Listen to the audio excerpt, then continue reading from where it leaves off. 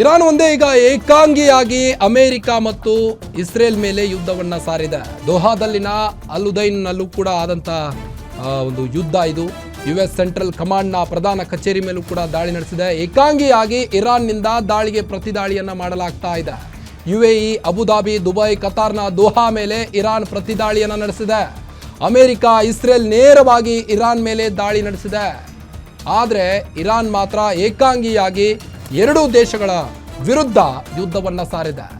US central ಕಮಾಂಡ್ನ ಪ್ರಧಾನ ಕಚೇರಿ ನೆಲಸಮಗೊಂಡಿದ್ದು ದುಬೈನ ಎಷ್ಟೋ US ಕಚೇರಿಗಳನ್ನು ಧ್ವಂಸಗೊಳಿಸಿದೆ. ಇರಾನ್ ಏಕಾಂಗಿಯಾಗಿ ಹೋರಾಟವನ್ನು ನಡೆಸಿದೆ.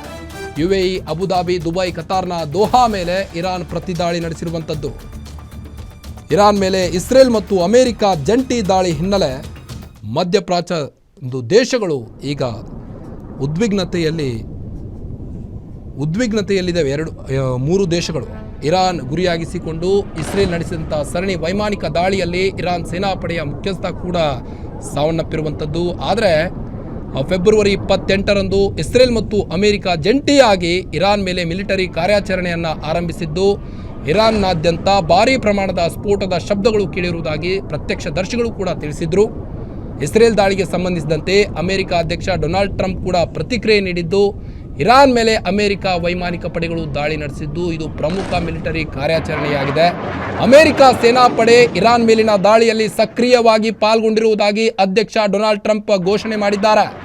ಇರಾನ್ ದುರಾಡಳಿತವನ್ನ ಕೊನೆಗಾಣಿಸುವುದೇ ನಮ್ಮ ಮುಖ್ಯ ಗುರಿ ಎಂದಿದ್ದಾರೆ.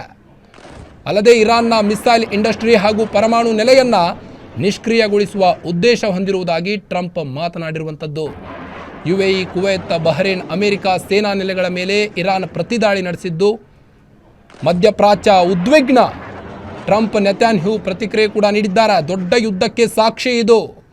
ಅಮೆರಿಕ, ಇಸ್ರೇಲ್ ಜಂಟಿಯಾಗಿ ಆಪರೇಷನ್ ಶೀಲ್ಡ್ ಆಫ್ ಜುದಾ ಹೆಸರಿನಲ್ಲಿ ವೈಮಾನಿಕ ದಾಳಿ ಮಾಡಿದ ಬೆನ್ನಲ್ಲೇ ಇರಾನ್ ಪ್ರತಿಯಾಗಿ ಕುವೈತ್, ಬಹರೇನ್ನಲ್ಲಿರುವಂಥ ಅಮೆರಿಕದ ನೌಕಾನೆಲೆ ಮತ್ತು UAEನಲ್ಲಿರುವಂಥ ಅಲ್ ದಫ್ರಾ ವಾಯುನೆಲೆಯ ಮೇಲೆ ದಾಳಿ ಮಾಡಿದೆ. ಸದ್ಯ ಮಧ್ಯಪ್ರಾಚ್ಯವು ಉದ್ವಿಗ್ನವಾಗಿದ್ದು ದೊಡ್ಡ ಯುದ್ಧಕ್ಕೆ ಸಾಕ್ಷಿಯಾಗಿದೆ ಈಗ ಇದು.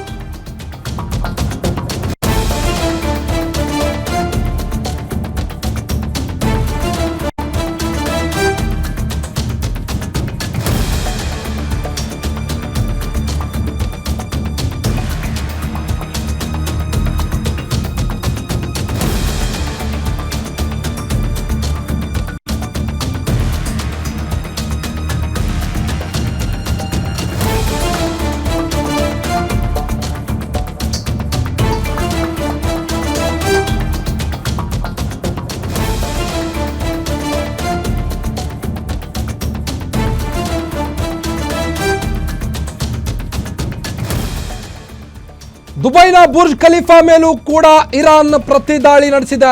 UAE ಮೇಲೆ ನಿರಂತರ ಕ್ಷಿಪಣಿಗಳ ದಾಳಿ ಮಾಡ್ತಿರುವಂತ ಇರಾನ್ ದುಬೈ ಏರ್ಪೋರ್ಟ್ನಿಂದ ವಿಮಾನ ಕಾರ್ಯಾಚರಣೆ ಸ್ಥಗಿತಗೊಂಡಿದೆ. ಈಗ ದುಬೈನ ಬುರ್ಜ್ ಖಲೀಫಾ ಬಳಿಯೂ ಡ್ರೋನ್ ದಾಳಿ ನಡೆಸಿದೆ. ಏಕಾಂಗಿಯಾಗಿ ಹೋರಾಟ ಮಾಡುತ್ತಿರುವಂತ ಇರಾನ್ ಮಿಲಿಟರಿ ನೆಲೆ ಬಿಟ್ಟು ಜನನಿ ಬೀಡ ಪ್ರದೇಶದಲ್ಲೂ ಕೂಡ ಇರಾನ್ ಪ್ರತಿದಾಳಿ ನಡೆಸಿದೆ. UAE ಮೇಲೆ ನಿರಂತರ ಮಿಸೈಲ್ಗಳ ದಾಳಿ ನಡೆಸಿದೆ. ದುಬೈ ಏರ್ಪೋರ್ಟ್ನಿಂದ ವಿಮಾನ ಕಾರ್ಯಾಚರಣೆ ಕೂಡ ಸ್ಥಗಿತಗೊಂಡಿದೆ. ದುಬೈನ ಫೇಮಸ್ ಬುರ್ಜ್ ಖಲೀಫಾ ಬಳಿಯೂ ಡ್ರೋನ್ ದಾಳಿ ನಡೆಸಿರುವಂತದ್ದು. ಅಮೆರಿಕ, ಇಸ್ರೇಲ್ ದಾಳಿಗಳ ನಂತರ ಇರಾನ್ ಪ್ರತೀಕಾರವನ್ನ ತೀರಿಸಿಕೊಳ್ತಾ ಇದೆ. ಮನಾಮ್ ಮತ್ತು ಅಬುಧಾಬಿಯಲ್ಲಿ ಸ್ಫೋಟಗಳು ನಡೆದಿರುವ ಬಗ್ಗೆ ವರದಿಯಾಗ್ತಾ ಇದೆ. ಬಹರೇನ್ ಪ್ರಕಾರ US 5ನೇ ನೌಕಾಪಡೆಯ ಸೇವಾ ಕೇಂದ್ರವು ಇರಾನಿನ ಕ್ಷಿಪಣಿ ದಾಳಿಗೆ ಒಳಗಾಗಿದೆ. ಈಗ ಮನಾಮ್ ತನ್ನ ಪ್ರದೇಶದೊಳಗೆ ದಾಳಿಗಳನ್ನು ದೃಢಪಡಿಸುತ್ತಿದ್ದಂತೆ US ನೌಕಾನೆಲೆಯನ್ನು ಹೊಂದಿರುವಂಥ ಬಹರೇನ್ ಜುಫೈರ್ ಪ್ರದೇಶದಿಂದ ದಟ್ಟ ಹೊಗೆ ಕಾಣಿಸಿಕೊಂಡಿದೆ. ಯೆಮೆನ್ನಲ್ಲಿ ಇರಾನ್ ಬೆಂಬಲಿತ ಹೌತಿಗಳು ಹಡಗು ಮಾರ್ಗಗಳು ಮತ್ತು ಕೆಂಪು ಸಮುದ್ರದಲ್ಲಿ ಇಸ್ರೇಲ್ ಮೇಲೆ ಮಿಸೈಲ್ ಮತ್ತು ಡ್ರೋನ್ ದಾಳಿಯನ್ನು ಪುನರಾರಂಭಿಸುವುದಾಗಿ ಘೋಷಣೆ ಮಾಡಿದ್ದಾರೆ. ಇರಾನ್ ಬೆಂಬಲಿಸುವ ಗುರಿಯನ್ನು ಹೊಂದಿದೆ ಎಂದು ಬಂಡಾಯ ಅಧಿಕಾರಿಯೊಬ್ಬರು ಹೇಳಿದ್ದಾರೆ. ಮಧ್ಯಪ್ರಾಚ್ಯದಲ್ಲಿ ಪೂರ್ಣ ಪ್ರಮಾಣದ ಸಂಘರ್ಷ ಆರಂಭವಾಗಿದೆ. ಈಗ ಇಸ್ರೇಲ್ ದಾಳಿಯಲ್ಲಿ ಇರಾನ್ ಅಧ್ಯಕ್ಷ ಮಸೂದ್ ಪೆಜೆಸ್ಕಿಯಾನ್ ಅವರು ಕೂಡ ಗುರಿಯಾಗಿಸಿಕೊಂಡಿರಬಹುದು ಎಂಬ ವರದಿ ಆಗ್ತಾ ಇದೆ. ದುಬೈನ ಬುರ್ಜ್ ಖಲೀಫಾ ಬಳಿಯ ಡ್ರೋನ್ ದಾಳಿಯನ್ನ ನೀವು ದೃಶ್ಯದಲ್ಲಿ ಗಮನಿಸಬಹುದು.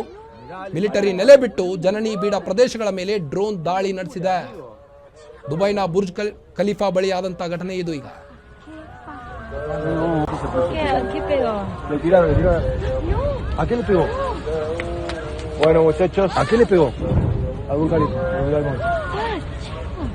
Me estás jodiendo, boludo. Mirá la grúa, boludo. ¿Se mueve la grúa? No.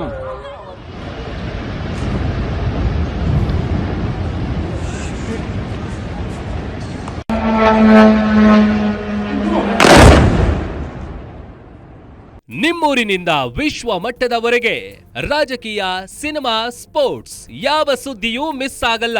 ಬರೀ ಸುದ್ದಿಯಷ್ಟೇ ಅಲ್ಲ, ಜೊತೆಯಲ್ಲೇ ಇರುತ್ತೆ ವಿಶ್ಲೇಷಣೆ. ಗ್ಯಾರಂಟಿ ನ್ಯೂಸ್ ನ ಸಬ್ಸ್ಕ್ರೈಬ್ ಮಾಡಿ, ಫಾಲೋ ಮಾಡಿ, ಕ್ಷಣ ಕ್ಷಣದ ಅಪ್ಡೇಟ್ಸ್ ಪಡೆಯಿರಿ.